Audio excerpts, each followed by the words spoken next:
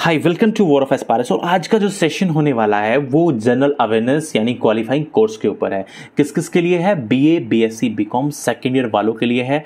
आगे बढ़ने से पहले बस आपको मैं एक बात कह देना चाहता हूं, जो एक्सप्लेनेशन आपको मिलने वाली है ना, मेरी गारंटी है आपको ऐसी एक्सप्लेनेशन बिल्कुल भी कहीं नहीं मिलेगी। और बस आप पेशेंस रखिएगा। मेरी स्पीड स्लो लगे तो आप लोग YouTube से स्पीड को बढ़ा सकते हैं, 1.25 प्लेबैक स्पीड को बढ़ा सकते हैं, 1.25 कर सकते हैं, 1.5 कर सकते हैं। इसी तरह के 3, 4, 5 सेशन आएंगे जनरल अवेयरनेस के।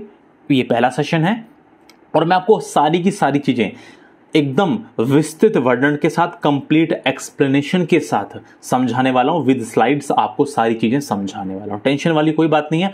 अब आते हैं सीधा मुद्दे पर। ठीक है, देखिए पहला क्वेश्चन आपके सामने। पहला क्वेश्चन है कि भारत का कुल क्षेत्रफल लगभग है। तो क्वेश्चन में क्या पूछा गया है? The area of India is almost, कितना है एरिया ऑफ इंडिया? तो देखिए भारत का जो क्षेत्रफल है, इंडिया का जो एरिया है वो है लगभग 32,87,000 वर्ग किलोमीटर। मैंने क्या बोला? 32,87,000 वर्ग किलोमीटर, 32,87,000 स्क्वायर किलोमीटर। लेकिन ऑप्शन में तो ये कहीं भी नहीं है। तो ऑप्शन में क्या है? ऑप्शन में है लगभग 33 लाख। तो इसको आप क्या कह सकते हैं? ऑलमोस्ट 33 लाख। ये पूछ रहा है इंडिया का एरिया। ये जो इंडिया है ना, इसके पास ये कुल कितना एरिया है, कितनी जमीन है? तो आपका आंसर क्या हो जाएगा? आपका आंसर हो जाएगा 33 लाख वर्ग किलोमीटर। ठीक है, चलिए क्वेश्चन नंबर 2 पे चलें। क्वेश्चन नंबर 2 पूछ रहा है भारत की जलीय सीमा की लंबाई है। आपसे क्या पूछ रहा है? जलीय नहीं, स्थलीय, माफ कीजिए मैंने गलत पढ़ा। भारत की स्थलीय सीमा की लंबाई पूछ रहा है आपसे। टेरेस्ट्रियल बाउंड्री की लंबाई पूछ रहा है आपसे। जमीनी सीमा की लंबाई पूछ रहा है। ध्यान से समझिए, इंडिया की जो बाउंड्रीज हैं वो दो तरह की हैं, स्थलीय और जलीय। ठीक है, समझ लो अच्छे से। चलो आपको स्लाइड पे लेके चलता हूं, देखो ध्यान से। अब यहां पे आ जाओ। इंडिया की बाउंड्री आप देखने की कोशिश करिए। यहां पर देख रहे हो ब्लू ब्लू हो रहा है, ये सारी की सारी जलीय सीमा है। मैं आपको ड्रॉ करके बताता हूं जलीय सीमा कौन सी है। ये देखो, ये सारी की सारी जो मैं अब यहां आपके सामने ड्रॉ कर रहा हूं ना, ये जलीय सीमा है, ये वाटर बाउंड्री है इंडिया की। ठीक है, क्यों है वाटर बाउंड्री? देखिए यहां पर है बंगाल की खाड़ी, बे ऑफ बंगाल, यहां पर है नीचे हिंद महासागर, इंडियन ओशन, यहां पर है अरब सागर। तो ये तो बाउंड्री, ये स्थलीय सीमा नहीं है, ये जलीय सीमा है भारत की। स्थलीय सीमा कौन सी है? देखो स्थलीय सीमा है ये, जिसको आपसे क्वेश्चन में पूछा गया। ये जो मैं अब ड्रॉ कर रहा हूं, ये भारत की स्थलीय सीमा है। इसकी आपसे लंबाई पूछ रहा है। मुझे उम्मीद है मेरी बात आपको समझ में आई होगी।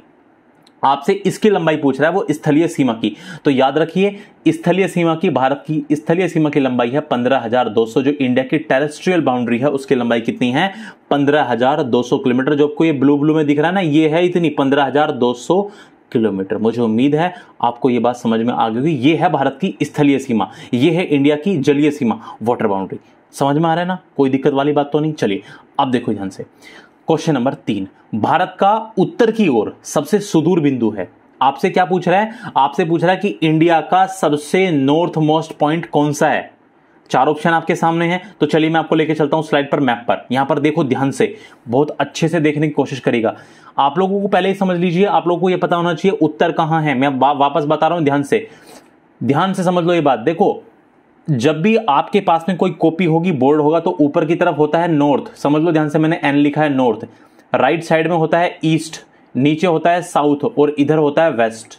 समझ लो, उत्तर, ऊपर उत्तर, राइट साइड में पूर्व, नीचे दक्षिण, और इधर पश्चिम। आपसे पूछ रहा भारत का सबसे उत्तरी बिंदु क्या है? तो भारत का सबसे उत्तरी बिंदु है 37 डिग्री 6 मिनट उत्तरी अक्षांश। ठीक है, अब जरूरी नहीं है कि आपसे केवल उत्तरी पूछे, हो सकता है आपसे दक्षिणी पूछ ले, तो वो है 8 डिग्री 4 मिनट उत्तरी अक्षांश। आपसे पूछ ले पूर्वी बिंदु बताइए, तो वो है 97 डिग्री 25 मिनट पूर्वी देशांतर। और आपसे पूछ सकता है कि भारत का सबसे पश्चिमी बिंदु बताइए, तो वो है 68 डिग्री 7 मिनट पूर्वी देशांतर। ये बहुत अच्छे से समझ लीजिएगा। देखिए वैसे अभी आपको अक्षांश देशांतर यानी लैटिट्यूड लॉन्गिट्यूड का यदि आपको नहीं पता है तो कोई टेंशन वाली बात नहीं, आपको बहुत ज्यादा डिटेल में नहीं जाना है। वैसे में जो ज्योग्राफी के हमारे सेशन हैं, जो कॉम्पिटिटिव एग्जाम की तैयारी करते हैं, वहां पे मैंने बहुत अच्छे से एक्सप्लेन किया हुआ है कि क्या होता है लॉन्गिट्यूड, क्या होता है लैटिट्यूड। लेकिन यहाँ आपको बहुत ज्यादा डिटेल में नहीं जाना है। ठीक है, बात आ रही है सबको समझ में? तो जरूरी नहीं है कि आपसे ये उत्तरी बिंदु पूछा है, जो इंदिरा कोल है, भारत का सबसे उत्तरी बिंदु इंदिरा कोल है। ठीक है, यहाँ पर केप कोमोरिन है। बात आई समझ में? तो आपसे दक्षिणी भी पूछ सकता है, आपसे पूर्वी भी पूछ सकता है, आपसे पश्चिमी भी पूछ सकता है। तो आपका आंसर क्या हो जाएगा? 37 डिग्री 6 मिनट नॉर्थ ठीक है, तो देखिए यहां पर आ जाइए वापस, तो आप आंसर क्या हो जाएगा 37 डिग्री 6 मिनट उत्तरी अक्षांश। देखिए जो मैं बात कर रहा था अभी, देखो अगले क्वेश्चन में पूछ लिया कि भारत की मुख्य भूमि का दक्षिणतम बिंदु क्या है। आपसे पूछा जो इंडिया की मेन लैंड है उसका सबसे सदर्न पॉइंट क्या है, सबसे सदर्न बिंदु क्या है, दक्षिणतम बिंदु क्या है। तो अभी अभी मैंने आपको मैप पे भी दिखाया। देखिए यहां पर वापस फिर से आ जाइए, ये है 8 डिग्री 4 मिनट, देख सकते हैं आप लोग यहां पर अच्छे से आपको दिख रहा होगा, यहां पर देख सकते हैं 8 डिग्री 4 मिनट भारत का सबसे मुख्य भूमि का, क्योंकि अंडमान निकोबार द्वीप समूह भी है, याद रखना। ये इसने पूछा भारत की मुख्य भूमि, तो भारत की मुख्य भूमि तो यही है, ये जो मैप आप देख रहे हो ये इंडिया की मुख्य भूमि है, मेनलैंड कहा जाता है इसको। तो मुख्य भूमि का दक्षिणतम बिंदु तो ये है, लेकिन ये पूछे भारत का सबसे दक्षिणतम बिंदु, तो वो तो इंदिरा पॉइंट है, वो जो कहां पे पड़ता है अंडमान निकोबार द्वीप समूह, वो इससे भी नीचे है, याद रखना, कंफ्यूज मत हो जाना, ठीक है, याद रखना। वो तो 6 डिग्री 4 मिनट पे है, वो तो 6 डिग्री 4 मिनट पे है इंदिरा पॉइंट, वो भारत का सबसे सदर्न मोस्ट पॉइंट है। इंडिया का सबसे दक्षिणतम बिंदु तो इंदिरा पॉइंट है, याद रखना। ये इसने पूछा है भारत की मुख्य भूमि का, इंदिरा पॉइंट जो है वो इंडिया का सबसे सदर्न मोस्ट पॉइंट है, यानी सबसे दक्षिणतम बिंदु इंदिरा पॉइंट है। लेकिन यहां पे क्या पूछा गया है, यहां पे पूछा गया है इंडिया का मुख्य भूमि का दक्षिणतम बिंदु क्या है, दक्षिणी बिंदु क्या है, तो वो है 8 डिग्री 4 मिनट। ये देखिए इन्होंने यहां पर थोड़ा सा गलत लिखा हुआ है, ये आएगा दक्षिण में नहीं है, इन्होंने एस लैटिट्यूड लिख दिया है, ये एन लैटिट्यूड आएगा। 8 डिग्री 4 मिनट उत्तरी अक्षांश, उत्तरी आएगा क्योंकि भारत जो है वो उत्तरी गोलार्ध में है। जो इंडिया है ना, सुनो मेरी बात ध्यान से, हम ऐसा क्यों कहते हैं उसको उत्तरी अक्षांशी क्यों बोल रहा हूं मैं, जबकि वो भारत के दक्षिण में है, वो मैं इसलिए बोल रहा हूं कि जो इंडिया है वो उत्तरी अक्षांश में पड़ता है। देखिए जो पृथ्वी है वो 2 देशांतरों में, वो 2 गोलार्धों में विभाजित है, बात को समझिए, 2 हेमिस्फीयर में हमने अर्थ को डिवाइड किया हुआ है। तो इंडिया जो है वो नॉर्दर्न हेमिस्फीयर में है, ये बात समझ लीजिएगा। इस वजह से जो अक्षांश है वो उत्तरी हैं, इंडिया के जो अक्षांश हैं ऊपर नॉर्थ वाला भी और नीचे साउथ वाला भी। यहां पर देख सकते हैं आप लोग, गड़बड़ मत कर देना, यदि ऑप्शन में ऐसा आ जाए 8 डिग्री 4 मिनट दक्षिणी अक्षांश, मत कर देना, गड़बड़ कर दोगे। ध्यान रखना, कंफ्यूज करने के लिए ऐसा हो जाता है कि दे देगा 8 डिग्री 4 मिनट दक्षिणी अक्षांश और आप सोचेगा अरे हाँ दक्षिणतम पूछा है। ये बात समझना, भारत का उत्तरी बिंदु भी उत्तरी अक्षांश है और भारत का दक्षिणी बिंदु भी उत्तरी अक्षांशी है। ये बात अच्छे से समझ लेना, मैंने ये एक्सप्लेन किया हुआ है, जो ज्योग्राफी वाली हमारी क्लासेस है वहां पर मैंने एक्सप्लेन किया हुआ है। टाइम लग रहा है इसलिए क्योंकि अब एक्सप्लेनेशन में टाइम तो लगेगा ही लगेगा। चलिए अब आगे चलते हैं, अगले क्वेश्चन पर चलते हैं। 5वें नंबर का क्वेश्चन है, भारत संसार का 7वां बड़ा देश है, ठीक है, इसके अंतर्गत संसार के कुल क्षेत्रफल का लगभग कितना भाग आता है। इसके अंतर्गत जो इंडिया है, इंडिया के अंतर्गत जो इंडिया का पूरा एरिया है वो पूरी दुनिया का मात्र 2.4% है, यानी पूरी दुनिया यदि 100% है तो इंडिया के पास जो जमीन है ना वो केवल और केवल 2.4% लैंड ही इंडिया के पास है पूरी दुनिया का 2.4% हिस्सा इंडिया के पास है। इसके अलावा यदि आपसे पूछे कि बताइए इंडिया की पॉपुलेशन कितनी है पूरी दुनिया के मुकाबले, ये तो लैंड की बात होगी, ये तो संसार के कुल क्षेत्रफल का लगभग 2.4%, तो ये हो गया इंडिया का एरिया। लेकिन यदि आपसे पूछने लगे कि बताइए पॉपुलेशन पूछने लगे, तो याद रखना इंडिया की जो पॉपुलेशन है वो 17.5% है, 17.5% पॉपुलेशन रहती है। आप खुद सोचिए, दुनिया की 2.4% जगह पर 17.5% पॉपुलेशन रहती है। वापस रिपीट कर रहा हूं, समझ लीजिए बात को, दुनिया की 2.4% जगह पर 17.5% पॉपुलेशन रहती है। नहीं आई बात समझ में, फिर से रिपीट कर रहा हूं। यहां पर यह पूछा गया है आपसे कि संसार का 7वां बड़ा देश है इंडिया, ठीक है, इसके अंतर्गत संसार के कुल क्षेत्रफल का कितना भाग आता है लगभग। मैंने कहा यदि पूरी दुनिया 100% है तो इंडिया के पास केवल 2.4% है। लेकिन आपसे जरूरी नहीं है कि वो क्षेत्रफल पूछे, आपसे जनसंख्या पूछ ले कि इसके अंतर्गत संसार के कुल जनसंख्या का कितना लगभग, कि संसार की जितनी भी पॉपुलेशन है इंडिया में कितने रहती है उसके मुकाबले, तो याद रखना 17.5% पॉपुलेशन ले रहा है इंडिया पूरी दुनिया की, ठीक है, ये बात अच्छे से समझ लेना। ये एक्स्ट्रा फैक्ट मैंने आपको बता दिया। क्वेश्चन नंबर 6 पर आ जाइए। मैं वापस कह रहा हूं, यदि आपको स्पीड स्लो लगती है तो प्लीज जरूर स्पीड बढ़ा लीजिएगा, मैं एक्सप्लेन करता हूं तो मुझे टाइम तो लगता ही लगता है। आगे कह रहा है कि भारत का एक राज्य जिससे होकर कर्क रेखा नहीं गुजरती, आंसर तो उन्होंने झारखंड दे दिया, लेकिन मैं आपको सिखा करके जाऊंगा, मैप पे लेके जाऊंगा। देखिए ध्यान से, यहां पर आ जाओ। अब ये देख रहे हो, ये ट्रॉपिक ऑफ कैंसर है, ये कर्क रेखा है, यहां पर ध्यान दीजिए। मैं इसको और जूम कर लेता हूं जिससे कि आप लोग इसको देख पाए, ठीक है। देखो यहां पे अच्छे से समझना।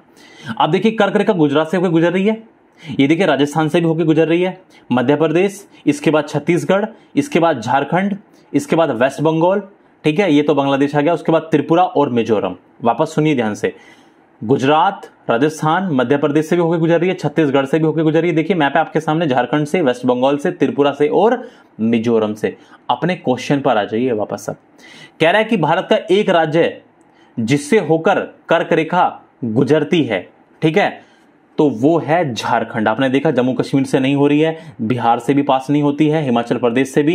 तो इन ऑप्शंस में जो राज्य है, इन ऑप्शंस में जो राज्य है वो है झारखंड। आप लोग देख सकते हैं झारखंड से ये यहां से होके गुजर रही है, ठीक है। चलिए, थोड़ी बहुत कई बार बोलने में मिस्टेक हो जाती है तो उसको इग्नोर किया कीजिए, ये थोड़ी बहुत चीजें चलती रहती हैं। अच्छा देखिए क्वेश्चन नंबर 7 कह रहा है कर्क रेखा किस राज्य से होकर नहीं गुजरती। अब आपसे पूछ रहे हैं किस राज्य से होकर नहीं गुजरती। अभी आपको बताया गुजरात से होकर गुजरती है, पश्चिम बंगाल से भी होकर गुजरती है और राजस्थान से भी होकर गुजरती है। देख लीजिए वापस से, देखो गुजरात से भी होकर गुजरती है, राजस्थान, मध्य प्रदेश, छत्तीसगढ़, झारखंड, वेस्ट बंगाल, पश्चिम बंगाल से, त्रिपुरा से और मिजोरम से। आपके क्वेश्चन में ऑप्शन देखिए क्या है, ओडिशा। ओडिशा से होकर के नहीं गुजरती है, ये छत्तीसगढ़ से होकर गुजरती है, ठीक है। ओडिशा से होकर कर्क रेखा यानी ट्रॉपिक ऑफ कैंसर नहीं गुजरती। अगला क्वेश्चन है क्वेश्चन नंबर 8 पे आ जाइए।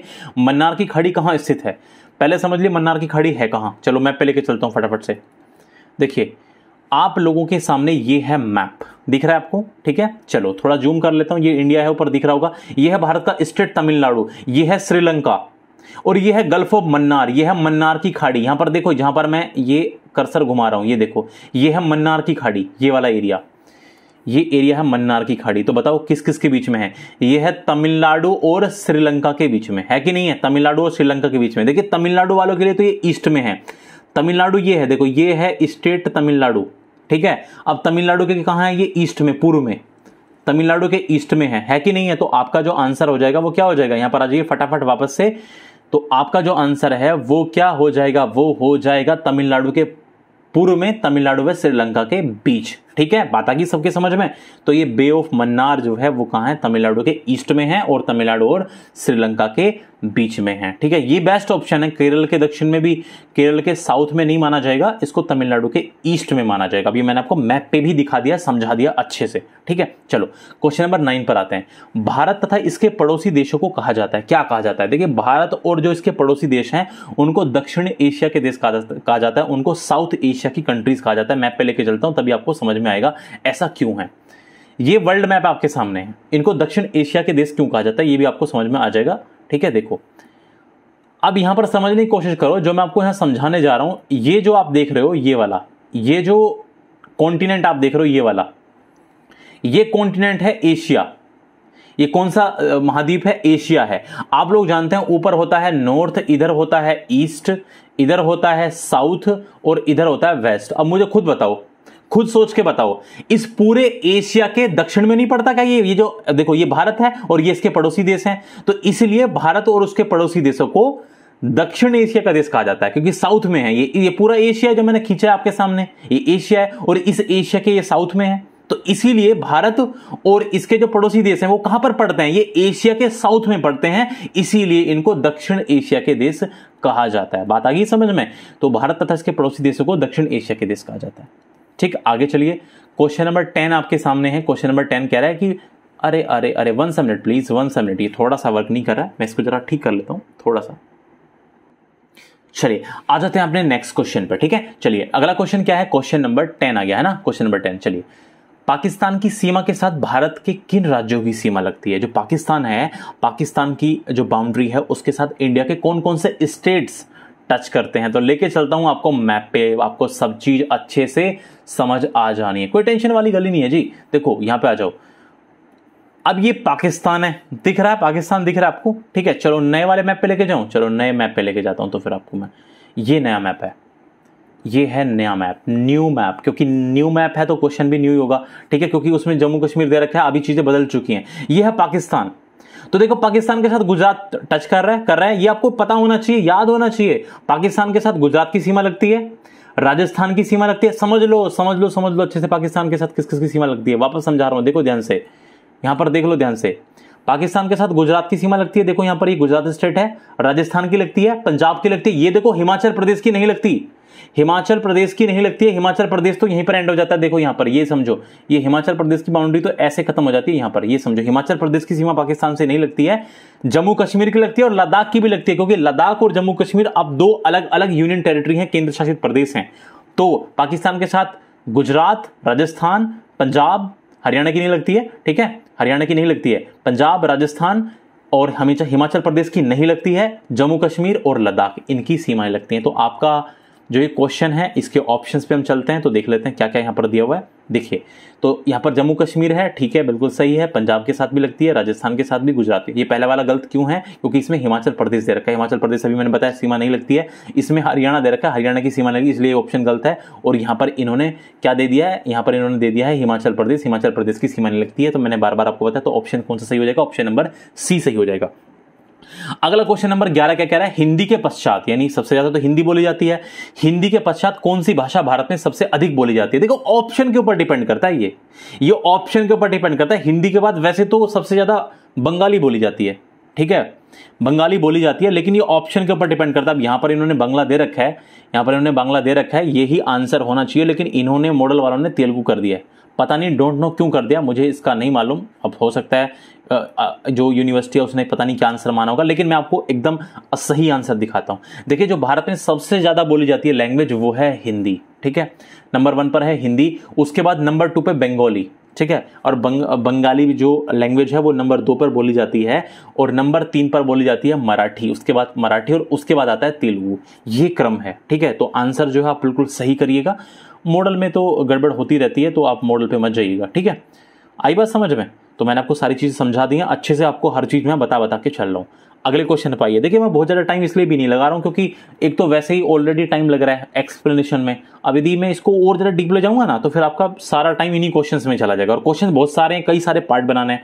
तो आप लोग प्लेबैक स्पीड को जरूर बढ़ा लीजिएगा यदि आपको ऐसा लग रहा है कि स्लो चल रहा है मामला। अच्छा, अगला क्वेश्चन क्या है? भारतीय संघ का सबसे दक्षिणी छोर या सिरा कौन सा है? भारत का दक्षिणतम स्थल क्या है? अभी देखो, मैंने आपको क्या एक्सप्लेन किया था कि भारत की मुख्य भूमि का जो सबसे दक्षिणी बिंदु है वो है केप कोमोरिन, कन्याकुमारी। समझ लो बात ध्यान से, यही तो मैंने बात आपकी थोड़ी देर पहले आपको समझाई थी। देखिए, भारत की जो मुख्य भूमि है उसका जो सबसे दक्षिणी बिंदु है वो है केप कोमोरिन या कन्याकुमारी, वो है यहां पर। समझ लो ध्यान से, वो तो ये है, ये मुख्य भूमि का सबसे दक्षिणी बिंदु है, यहां पर देखो, ठीक है। इसको केप कोमोरिन, कन्याकुमारी आप कह सकते हैं। लेकिन यदि पूछे भारत का सबसे दक्षिणी बिंदु, सबसे south most point, southern most point, तो वो है इंदिरा कोल। वो क्या है? सॉरी, माफ कीजिए, इंदिरा कोल तो उत्तर में है, वो है इंदिरा पॉइंट। इंदिरा पॉइंट याद रखना, ये भारत का सबसे दक्षिणी बिंदु है 6 डिग्री 4 मिनट पर। ये तो 8 डिग्री 4 मिनट है, ठीक है। ये बात अच्छे से समझ लेना। पूछे भारत का सबसे उत्तरी बिंदु कौन सा है, तो भारत का जो सबसे उत्तरी बिंदु है वो है इंदिरा कोल। भाई इन्होंने दक्षिणी पूछ रखा है, तो उत्तरी पूछ सकता है, वो क्या है? इंदिरा कोल है। मुझे उम्मीद आपको बात समझ में आ गई होगी। इंदिरा पॉइंट जो है वो अंडमान निकोबार द्वीप समूह में पड़ता है। बात आ रही है सबको समझ में? चलिए क्वेश्चंस पर वापस आ जाते हैं। तो आपसे जो क्वेश्चन पूछा गया था वो ये था कि भारतीय संघ का सबसे दक्षिणी छोर सिरा कौन सा है, या इंडिया का सबसे साउथ मोस्ट पॉइंट कौन सा है? तो अंडमान द्वीपों पर इंदिरा पॉइंट भारत का सबसे दक्षिणी बिंदु। देखो, यहां पर तमिलनाडु में कन्याकुमारी भी दे रखा है, लेकिन कन्याकुमारी आंसर नहीं होगा, क्योंकि कन्याकुमारी भारत का सबसे दक्षिणी छोर नहीं है, ये भारत की मुख्य भूमि का, मेन लैंड का सबसे दक्षिणी बिंदु है। लेकिन यदि पूछे भारत का सबसे दक्षिणतम स्थल कौन सा है, तो वो तो इंदिरा पॉइंट है। ये बात अच्छे से समझ लीजिएगा। क्वेश्चन नंबर 13 पे आते हैं। कह रहा है कि हिमालय की सबसे ऊंची चोटी कौन सी है? K2, Kanchenjunga, mount Everest. सब लोग जानते हैं यार, हिमालय की सबसे ऊंची चोटी माउंट एवरेस्ट है। 8,848 किलोमीटर इसकी लंबाई है। हालांकि अब तो चेंज हो गया है, अब तो चेंज हो चुका है, ये 8,850 हो चुका है, ज्यादा भी हो चुका है, लेकिन अभी आपको 8,848 ही मानना है, ठीक है। गवर्नमेंट जब चेंज करेगी अपने स्टैटिस्टिक्स में तब आप इसको बदल लीजिएगा। और यदि आपके पेपर में मान लो ऑप्शन में ये पूछ लिया जाए कि लंबाई कितनी है, ऐसा पूछ लिया जाए, और 8,848 नहीं है, उसमें 8,850 है, तो फिर यही आंसर सही हो जाएगा, ठीक है। कोई जरूरी नहीं है कि 8,848 ही वहां पर ऑप्शन में आए, कोई गारंटी नहीं है। आपको ऑप्शन, बेस्ट ऑप्शन चुनना होता है। देखो ध्यान से सुनो, जब भी आप मल्टीपल चॉइस एग्जाम देते हैं, एमसीक्यू एग्जाम देते हैं, तो वहां पर आपको बेस्ट ऑप्शन चुनना पड़ता है। सही नहीं चुनना पड़ता, बेस्ट सही चुनना पड़ता है, ठीक है। जैसे अभी 32,87,000 था असली तो, लेकिन फिर आपने आंसर क्या चुना? 33 लाख। तो सेम बात वहीं पर है कि यदि आपसे यहाँ पर भी इसकी लंबाई यानी ऊंचाई पूछ लेता है, तो फिर आपको हो सकता है कि ऑप्शन में ये मिले तो इसको आंसर लगाना है। तो माउंट एवरेस्ट जो है उसकी वैसे लंबाई, जो ऊंचाई जो है वो 8,848 मीटर है, लेकिन आप लोगों को हो सकता है 8,850 उसमें देखने को मिल जाए ऑप्शन में। उम्मीद है मेरी बातें आपको समझ में आ रही होंगी। चलिए अब अगले क्वेश्चन पे चलते हैं। तो माउंट एवरेस्ट सबसे ऊंची चोटी आपको पता ही है।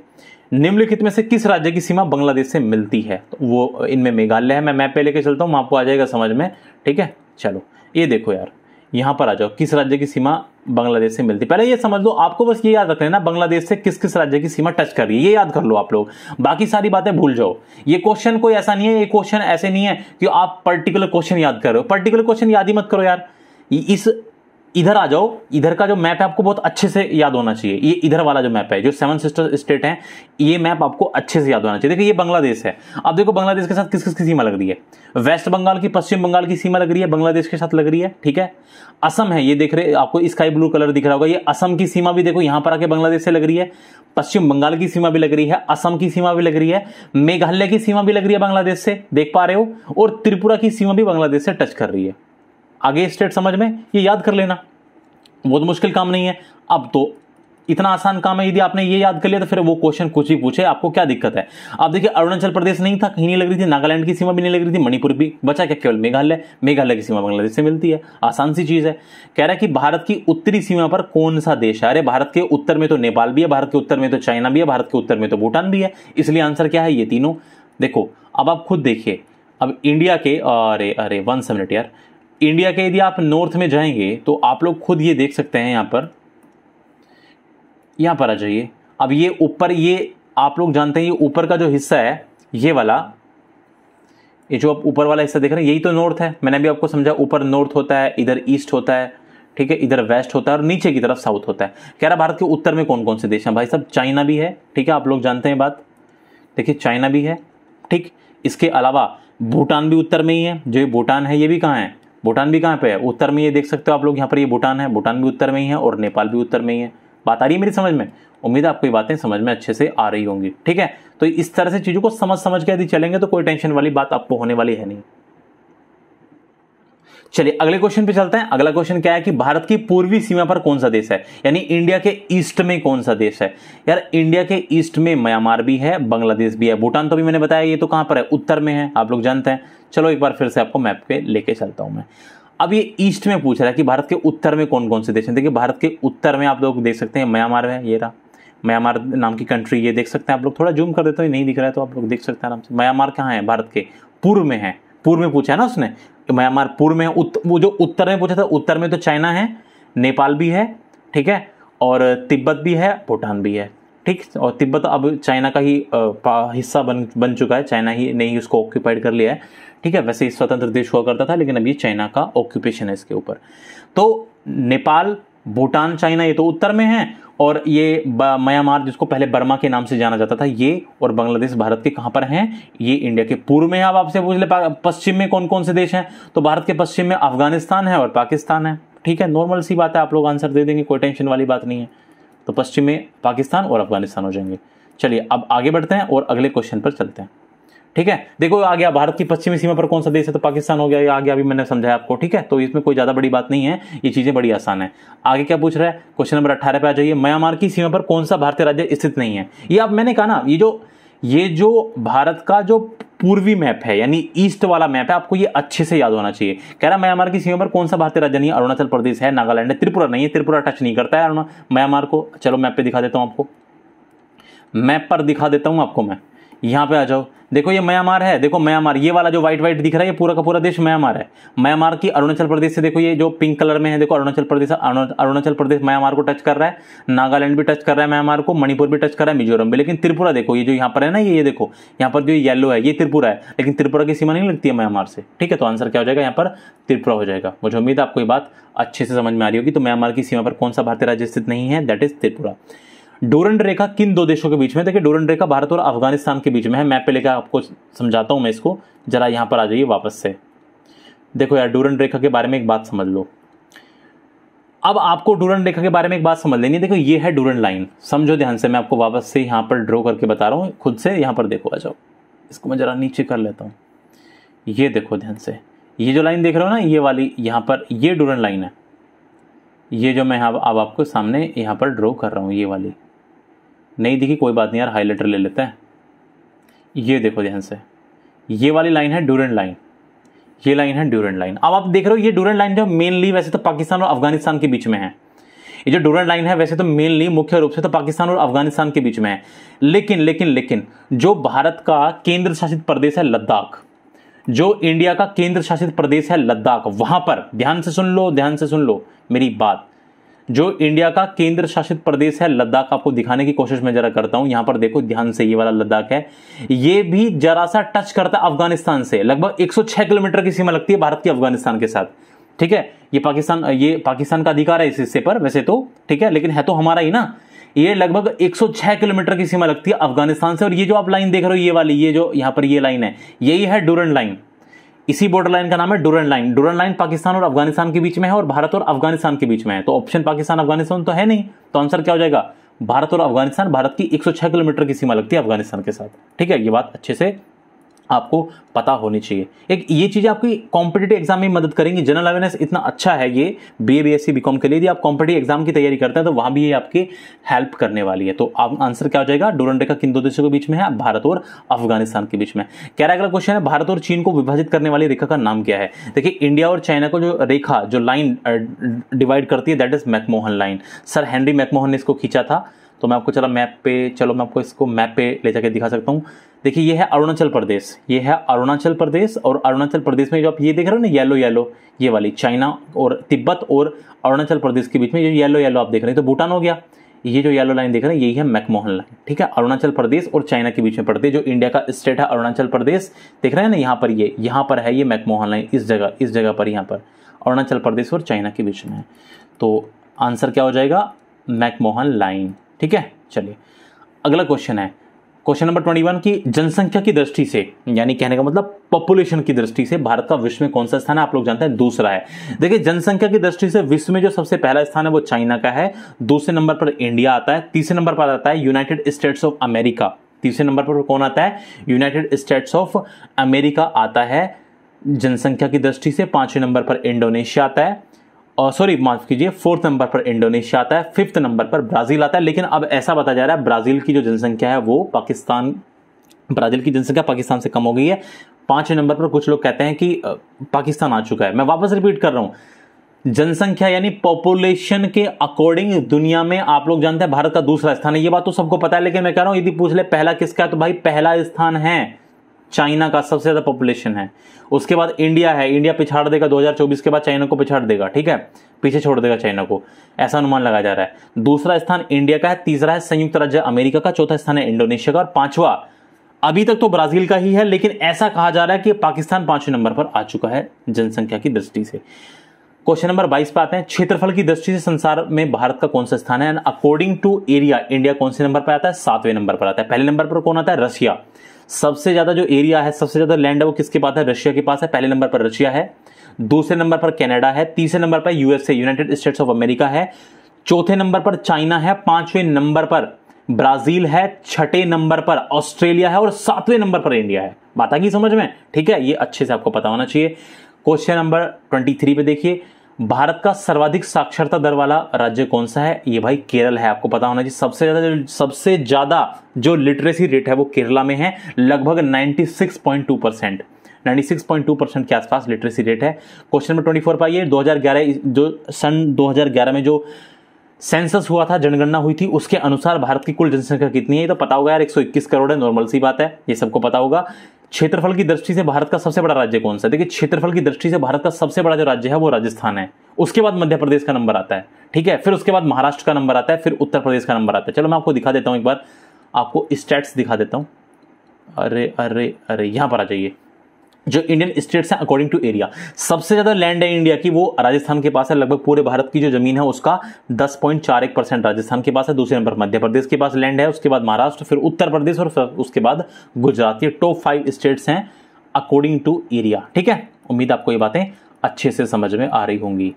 चलो यार, मुझे बार बार ना चेंज करना पड़ता है, आगे पीछे जाना पड़ता है स्लाइड्स पे, क्योंकि स्लाइड्स लगाने का मेरा मकसद ये है जिससे आपको समझ में आ जाए। ठीक है, वरना आप रट भी सकते हैं, अपनी अपनी चॉइस होती है सबकी। कुछ लोग चाहते हैं कि उनको फटाफट से बस रटना है जल्दी जल्दी, कुछ लोग चाहते हैं वो समझ भी लें। अपना अपना सबका तरीका होता है, कुछ लोगों को समझ के याद होता है, कुछ लोगों को जल्दी याद हो जाता है।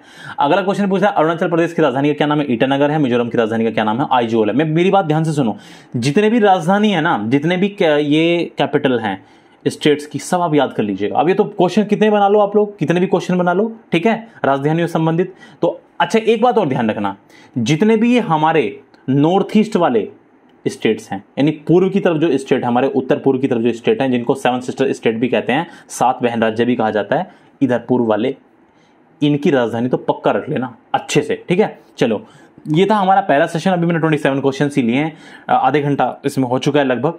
तो अभी अगले सेशन का इंतजार कीजिए, और अभी मैं कोशिश करूंगा फटाफट इनको कवर करने की, थोड़ा चीज़ें समझाऊंगा भी, समझाने के साथ आपको आगे की चीज़ें हैं वो समझा करके ही बताई जाएंगी, टेंशन वाली कोई बात नहीं है। और बताइएगा फिर कैसा लगा, और अपने जो सुझाव है वो दीजिएगा, उसी के अकॉर्डिंग फिर हम चेंज कर लेंगे, ठीक है। चलिए, धन्यवाद आप लोगों को जुड़ने के लिए। सेकंड पार्ट का इंतजार कीजिए, जल्दी से सेकंड पार्ट आपके लिए अपलोड कर दिया जाएगा।